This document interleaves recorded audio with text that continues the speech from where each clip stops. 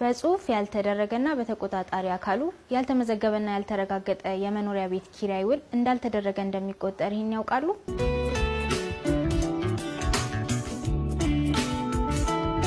ንቃተ ህግ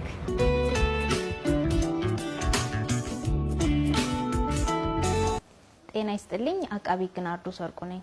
ይህ ደግሞ በአራዳ ክፍለ ከተማ ኮሚኒኬሽን ጽህፈት ቤትና ፍትህ ጽህፈት ቤት ጋር በመተባበር የሚቀርብላችሁ የንቃተ ህግ ፕሮግራማችን ነው።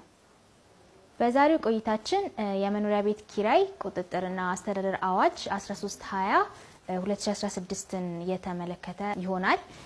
እንግዲህ ከጊዜ ወደ ጊዜ እየጨመረ የመጣውን የመኖሪያ ቤት ኪራይ ዋጋ ለመቆጣጠርና እንደገናም ደግሞ የመኖሪያ ቤት አቅርቦት መሰረታዊ መብት ከመሆኑ አንፃር መንግስት ይህንን አቅርቦት ከማድረግ ጎን ለጎን የመኖሪያ ቤት ኪራይን መቆጣጠር በማስፈለጉ የአከራይና የተከራይንም ደግሞ መብቶች ሚዛኑን በጠበቀ መልኩ ለማስኬድ የህግ ማዕቀፍ አስፈላጊ ሆኖ በመገኘቱ ይህ አዋጅ ሊወጣ ችሏል ማለት ነው። የመኖሪያ ቤት ኪራይ ውል ስንል እንግዲህ ከአንድና ከዛ በላይ የሆኑ ክፍሎች ሊሆን ይችላል። ለመኖሪያነት ለመገልገል ለአከራይ ዋጋ እየተከፈለ የሚኖርበት እንዲህ አይነት የውል ግንኙነት ሲሆን የመኖሪያ ቤት ኪራይ ውል እንለዋለን ማለት ነው። እንግዲህ በዚህ በአዋጅ ቁጥር 1320 2016 ላይ ይዞ ከመጣቸው ድንጋጌዎች መካከል ከዚህ በፊት የነበረውን በተለምዶ ሲሰራበት የነበሩትን አንዳንድ አሰራሮች የቀየሩ ነገሮች አሉ ማለት ነው። ከነዚህ መካከል እንግዲህ የመጀመሪያው ማንኛውም የመኖሪያ ቤት ኪራይ ውል በጽሁፍ ሊደረግ የሚገባው ሲሆን ውሉ በተደረገ ደግሞ በ30 ቀናት ውስጥ በተቆጣጣሪ አካሉ ፊት በግንባር በመቅረብ አከራይና ተከራይ ሊያስመዘግቡትና ሊያረጋግጡት እንደሚገባ ህጉ ይደነግጋል ማለት ነው። እንግዲህ ይህንን አለማድረግ ከ3 ወር በውሉ ላይ የተቀመጠውን ክፍያ እስከ 3 ወር የቤት ኪራይ የሚያስቀጣ እንደሆነም በአዋጁ ላይ ተቀምጧል ማለት ነው። በአንቀጽ 6 ንዑስ አንቀጽ 1 ላይ ደግሞ የውል ዘመንን በተመለከተ ይህ አዋጅ ያስቀመጠ ሲሆን እንግዲህ ከዚህ በፊት በነበረው አካሄድ እስከ ፈለጉ ድረስ ነበር አከራይና ተከራይ የሚቆዩት ወይንም ደግሞ ይሄ ነው የሚባል የህግ ማዕቀፍ ባልነበረው ሁኔታ ነበረ ውል የሚደረገው። አሁን ባለው ግን እስከ 2 አመት ድረስ ነው ማለት ነው። አንድ ውል ከተደረገ በኋላ የመኖሪያ ቤት ኪራይ ውል ከ2 አመት ሊያንስ እንደማይችል ህጉ ያስቀምጣል ማለት ነው። ይሄም እንግዲህ የአከራይና ተከራይን መብት ሚዛኑን በጠበቀ መልኩ ለማስኬድ ከያዛቸው ድንጋጌዎች መካከል አንዱ ነው። ነገር ግን ይህ የውል ዘመን በልዩ ሁኔታዎች ሊቋረጥ የሚችልባቸው መንገዶች አሉ። በአከራይና ተከራይ ስምምነት ተከራይ የ2 ወር የቅድሚያ ማስጠንቀቂያ በመስጠት እንዲሁም ደግሞ ባለቤትነት በውርስ በስጦታ ወይም ደግሞ በሽያጭ በሌላ ህጋዊ መንገድ ለሌላ ሰው ሲተላለፍ የ6 ወር የቅድሚያ ማስጠንቀቂያ ለተከራይ በመስጠት በእነዚህ መንገዶች ውል ሊቋረጥ ይችላል ማለት ነው። ነገር ግን እንደመርህ የመኖሪያ ቤት ኪራይ የውል ዘመን ከ2 አመት አያንስም ማለት ነው።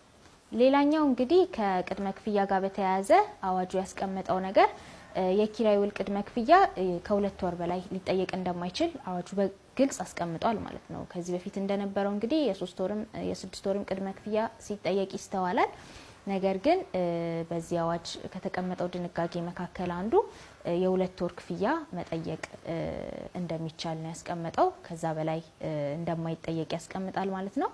ከክፍያ ስርዓቱ ጋር በተያያዘ ደግሞ የመኖሪያ ቤት ኪራይ ውል በባንክ ወይንም ደግሞ በሌላ ህጋዊ ኤሌክትሮኒክስ ዘዴ ብቻ መክፈል እንደሚቻል ህጉ ያስቀምጣል ማለት ነው። ከመኖሪያ ቤት ኪራይ ውል ጭማሪ ጋር እንግዲህ ከኪራይ ዋጋ ጭማሪ ጋር በተያያዘ መጨመር የሚቻለው እንግዲህ በህጉ ላይ የተቀመጠው ነገር በአመት አንዴ ተቆጣጣሪ አካሉ ያለውን የኢኮኖሚ ነባራዊ ሁኔታ ከግምት ውስጥ በማስገባት እንዲሁም ሌሎች አስፈላጊ ነገሮችን በማገናዘብ የሚያወጣውን ወይም የሚወስነውን ያንን በመመርኮዝ ብቻ ነው ጭማሪ ማድረግ የሚቻለው። ይህንንም ደግሞ ውሳኔ ሰኔ ላይ ነው የሚያወጣው። እስከ ሰኔ 30 ይፋ ያደርጋል።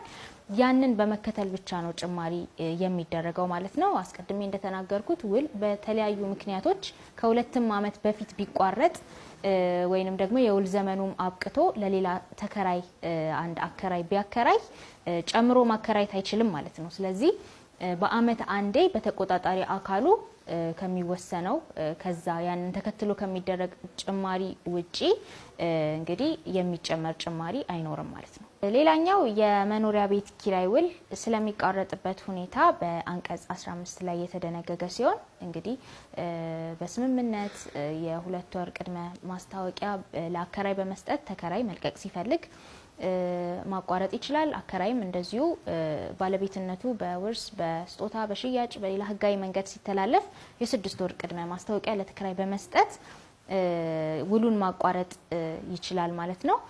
ከነዚህ ደግሞ በተጨማሪ ያለ ማስጠንቀቂያ ውል ስለሚቋረጥባቸው ሁኔታዎች በአንቀጽ 16 ላይ ህጉ አስቀምጧል ማለት ነው። አከራይ ያለ ማስጠንቀቂያ ውልን ሊያቋርጥባቸው ከሚችሉ ሁኔታዎች መካከል የመጀመሪያው ምንድነው? መክፈያ ጊዜ በውሉ ላይ የተቀመጠው የመክፈያ ጊዜ ለ15 ቀን አሳልፎ ከከፈለ፣ ለሁለተኛ ጊዜ ደግሞ ለ7 ቀን አሳልፎ ከከፈለ እንግዲህ አከራይ ያለ ምንም ማስጠንቀቂያ ውሉን ማቋረጥ እንደሚችል ህጉ አስቀምጧል ማለት ነው። ሌላኛው ያለ ማስጠንቀቂያ ውል ከሚቋረጥባቸው ምክንያቶች አንዱ እንግዲህ ተከራይ ቤቱን ከመኖሪያነት ውጪ ለሌላ ተግባር ሲያውለው ከተገኘ፣ ለምሳሌ ለንግድ ሲጠቀምበት ከተገኘ አከራይ ያለ ማስጠንቀቂያ ሊያቋርጥ ይችላል። እንዲሁም ደግሞ ለወንጀል ስራ ቤቱን የሚጠቀምበት ከሆነ ለወንጀል መፈጸሚያነት የሚያውል ከሆነ፣ እንዲሁም ደግሞ ጉልህ ጉዳት በቤቱ ላይ አስቦም ይሁን በቸልተኝነት ካደረሰና በሌላ በተመሳሳይ ምክንያቶች ውል ያለ ማስጠንቀቂያ ሊቋረጥ ይችላል ማለት ነው። ጉልህ ጉዳት ስንል እንግዲህ በኖርማል ዲፕሪሺየቲንግ ቫልዩ የሚሄድ ወይም የእርጅና ዘመኑ የሚወሰነውን ሳይሆን ሆን ተብሎ ወይም በቸልተኝነት ሊሆን ይችላል። ነገር ግን ቤቱ አገልግሎት እንዳይሰጥ ወይንም ደግሞ ዋጋው እንዲቀንስ ካደረገ አከራይ ያለምንም ማስጠንቀቂያ ውሉን ሊያቋርጥ እንደሚችል ህጉ ያስቀምጣል። አከራይና ተከራይ መካከል አለመግባባት ሲፈጠር ያንን አለመግባባት እንዴት እንደሚፈታ በህጉ ላይ በአንቀጽ 21 ላይ የደነገገ ሲሆን ያንንም ደግሞ ፕሮሲጀር ያስቀምጠዋል። ይህም ደግሞ በመጀመሪያ እንግዲህ ያለመግባባቱ ጉዳይ በተፈጠረበት በ30 ቀናት ውስጥ አከራይ የሚሆን ተከራይ በጽሁፍ ማመልከቻ ለተቆጣጣሪ አካሉ ያስገባሉ ማለት ነው። ያንንም ደግሞ ተቆጣጣሪ አካሉ ድጋሜ በ30 ቀናት ውስጥ ውሳኔውን ማሳወቅ ይኖርበታል። ስለዚህ ያንን ውሳኔ አውቀው በዛ ውሳኔ ላይ ቅር የተሰኘ አካል ቀጣይ ለመኖሪያ ቤት ጉዳዮች አቤቱታ ሰሚ ኮሚቴ ጉዳዩን ያቀርባል ማለት ነው። በ15 የስራ ቀናት ውስጥ ማቅረብ ይኖርበታል። ያንንም ቅሬታ ተቀብሎ እንግዲህ ኮሚቴው ሊሽረው ይችላል ውሳኔውን ወይም ሊያጸድቀው ይችላል። ይህ ታዲያ ውሳኔ የመጨረሻ አስተዳደራዊ ውሳኔ ይሆናል ማለት ነው። ስለዚህ በዚህ ውሳኔ ቅር የተሰኘ አካል ቀጣይ የሚሄደው አካሄድ ምንድነው? በይግባኝ ስልጣን ላለው ፍርድ ቤት ነው ማለት ነው ጉዳዩን የሚያቀርበው። ስለዚህ በዚህ መልኩ አለመግባባታቸውን መፍታት እንደሚችሉ ህጉ ያስቀምጣል። አከራይ ከዚህ በፊት ሲከራይ የቆየን ቤት ወይንም አዲስ የተገነባን ቤት ከ6 ወር በላይ ሳያከራይ ከቆየ ቢያከራይ ኖሮ ይከፍል የነበረው ግብር ተሰልቶ እንዲከፍል እንደሚደረግ ህጉ ያስቀምጣል። ሌላኛው ደግሞ አስቀድሜ እንደተናገርኩት በሽያጭ በስጦታ ወይም ደግሞ በሌላ ህጋዊ መንገድ ሲዘዋወር የ6 ወር ቅድመ ማስጠንቀቂያ መሰጠት እንዳለበት ህጉ ያስቀምጣል ለተከራይ። ነገር ግን ደግሞ በስጦታ ከሆነ የሚዘዋወረው ባለቤትነቱ ተከራይ በውሉ ላይ የተቀመጠውን የውል ዘመን እስከሚያልቅ ድረስ የመቆየት መብት እንዳለው ህጉ ያስቀምጣል ማለት ነው። የዛሬው ፕሮግራማችን ይህን ይመስላል። እንድናዘጋጅላችሁ የምትፈልጉትን የህግ ርዕሰ ጉዳይ በኮሜንት ሴክሽን ላይ ብታስቀምጡልን በቀጣይ ተዘጋጅተን የምናቀርብላችሁ ይሆናል። በቀጣይ በሌላ ርዕስ እስከምንገናኝ መልካም ቆይታ።